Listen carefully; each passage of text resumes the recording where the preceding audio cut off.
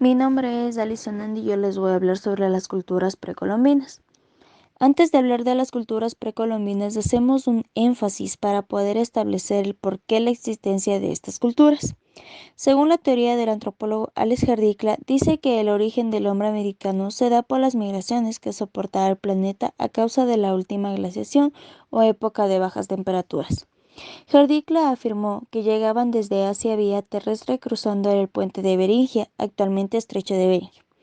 Esta teoría apoya la semejanza antroposomática entre el hombre asiático y los amerindios, mientras que el científico Paul River argumentaba que los primeros pobladores llegaron vía marítima desde Oceanía. Estos migrantes eran de origen multirracial. La población americana se llevó a cabo por 4 oleadas migratorias dependiendo del lugar de su procedencia como mongoloide, esquimales, australianos, melaneso, malayo y polinesio. Es a través de estas dos teorías que se da a conocer la dispersión de la especie humana por todo el continente americano. El proceso de adaptación de la especie humana al medio en el que vivía se fue dando de a poco hasta llegar a un desarrollo abismal, organizándose hasta formar grandes imperios. Como su nombre lo indica, las culturas precolombinas son aquellas civilizaciones o imperios que se establecieron antes de la llegada de Cristóbal Colón. Las culturas precolombinas en su mayoría tenían algo en común como economía, política, social, cultural y religión. Las culturas precolombinas o grandes imperios más importantes que la historia nos puede contar son Imperio Maya, Imperio Azteca e Imperio Inca.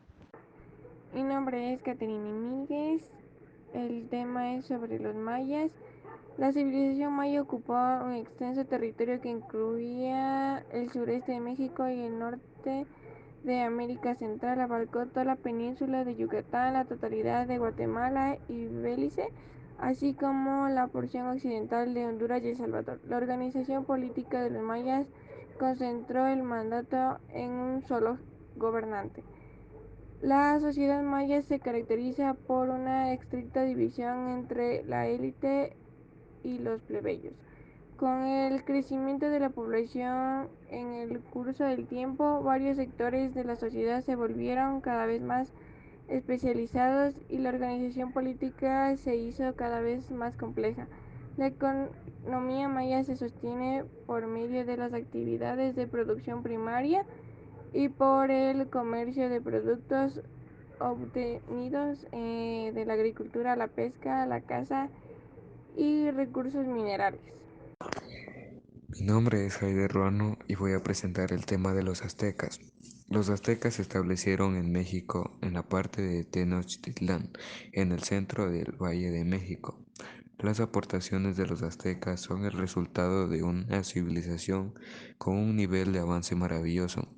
Destacaron en la construcción de ciudades y las variedades de expresiones del arte y tenían su propia escritura jeroglífica, un sistema de numeración con 18 meses de 20 días cada uno y 5 adicionales. Se organizaban en base a una teocracia en la que se divide su principal representante. Era el emperador, un monarca que ejercía autoridad sobre el ejército, la economía y la ciudad. El Tutoclán eran los burócratas, el jefe de sacerdotes era el lugarteniente del emperador, los gobernantes aquel que tenía derecho a mandar, los Ayllu, una especie del clan o grupo de personas emparentadas. La sociedad azteca se dividía en varias clases. En la cima estaba el rey, luego los sacerdotes, los guerreros y los nobles. Más abajo los artesanos, comerciantes y por último los trabajadores. Fuera de la escala social quedaban los esclavos que eran mayormente prisioneros de la guerra. La agricultura y el comercio, las principales cultivaciones eran el frijol, maíz y el ají. Sus principales dioses eran Huitzilopochtli, dios de la guerra, advocación solar y el patrono de las mexicas. Bajo su tutela, este pueblo se convirtió en el más poderoso del ámbito mesoamericano durante el periodo posclásico. Y el dios Omotecuhtli, dios de la creación, de la dualidad, pregenerador, es del almas y el señor de la creación. Los sacrificios humanos se realizaban sobre los altares de los templos, donde generalmente se extraía el corazón del prisionero aún con vida. Yo me llamo Helen Caiza y hoy les voy a presentar el tema sobre el Imperio Inca. El Imperio Inca fue el imperio más extenso en la América precolombina. El territorio abarcado por el imperio se denominó Tahuantinsuyo, y el periodo de su dominio se lo conoce como Incanato. Su ubicación se desarrolló en la América del Sur, constituyendo un vasto imperio que abarcó los actuales países de Perú, Bolivia, gran parte de Ecuador, el noroeste de Argentina y el norte de Chile. Los aportes de la cultura inca se tienen el aporte económico, desarrollaron una agricultura manteniendo técnicas avanzadas de riego. En su aporte social tuvieron un desarrollo en su comercio por la construcción de redes de caminos. En su aporte cultural tuvieron avances en la astronomía, matemática y medicina. En su aporte político tenían una organización imperial a través de 4 provincias gobernadas por hermanos o parientes incas. En su organización política tenían un gobierno monárquico y teocrático donde la máxima autoridad era el inca. En su organización social se encontraba la nobleza real. La nobleza incaica estaba formada por los sacerdotes, los guerreros más importantes y los funcionarios. En la economía inca, la agricultura obtenían gran variedad de cultivos y además criaban diversas especies de ganado.